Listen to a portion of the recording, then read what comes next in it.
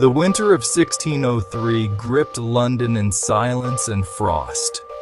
Richmond Palace, once alive with music, now echoed with anxious whispers. Queen Elizabeth I, the monarch who shaped an era, was fading.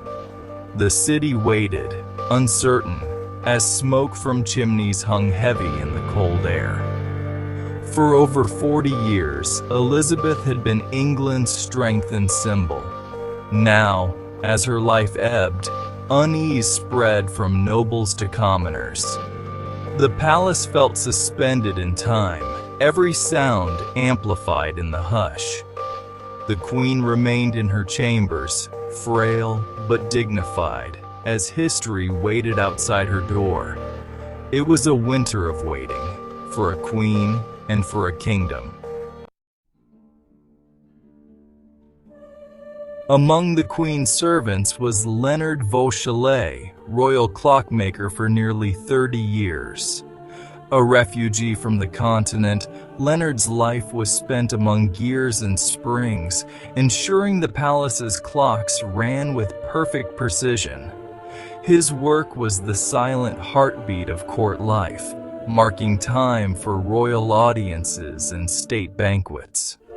Leonard moved quietly through the palace, a humble craftsman in a world of power. He'd witnessed the queen's aging, the rise and fall of favorites, and the distant echoes of war. Through it all, his clocks remained steady, connecting past triumphs to present uncertainties. But as Elizabeth's reign waned, Leonard's own future grew uncertain. With a new king coming, his title and purpose would soon vanish. The order he'd maintained for decades was about to be broken. Leonard, the queen's clockmaker, faced a world about to change. Leonard's bond with the queen was marked by a special clock he'd made for her, one that ticked softly, never chimed. Its quiet rhythm was a comfort to her, a secret they shared. Now, as she lay dying, Leonard imagined its gentle ticking beside her, each tick marking the end of an era. The clock, once a source of calm, now counted down the final moments of the Elizabethan age. Leonard's identity was tied to the queen. Serving another felt impossible. As others schemed for favor, Leonard reflected on his years of quiet service. He knew his time at court was ending. The silent clock would outlast him, but his connection to this world would soon be severed. The future was uncertain, but Leonard faced it with quiet resignation.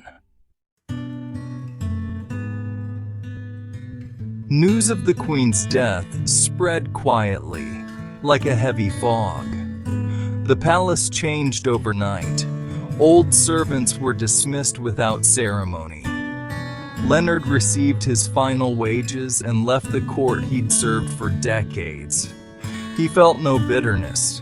His loyalty had always been to Elizabeth. Refusing to seek favor with the new king, Leonard returned to ordinary London life. He found a modest room among other artisans, far from royal schedules and politics. His departure went unnoticed in the sweep of history, but for Leonard, it was a kind of freedom. No longer bound to the relentless march of official time, he could now follow his own curiosity. His legacy at court was complete. A new life, on his own terms, was beginning. The world of kings and queens faded behind him. Freed from court, Leonard found purpose in helping local craftsmen. His small room became a hub for those seeking advice or repairs. He observed the world's quiet rhythms, the stillness before rain, the pause in conversation. After a lifetime measuring time, Leonard wondered, could one measure stillness? He began designing a silent clock, one that would not tick or chime, but respond only to disturbance. Its purpose was to record peace, not the passage of hours. Working in solitude, Leonard followed his creative spirit, unconcerned with deadlines or patrons. This invention was for capturing moments of quiet contemplation. It was a legacy not of marking time, but of honoring stillness. His greatest creation would be one that did nothing at all, most of the time.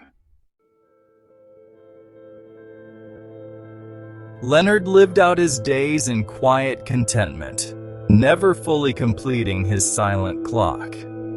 He died peacefully, remembered by local artisans as a kind and gifted man. His name faded from history, overshadowed by kings and queens. Centuries later, a strange device was found hidden in London, a clock that measured stillness, not time. Historians traced it to Leonard Vauchelet, the Queen's forgotten clockmaker. His silent clock became a symbol of a different legacy, not power, but quiet creativity. Leonard's true mark was not in the ticking of history, but in the beauty of silence. Some of the most important things his story reminds us make no sound at all.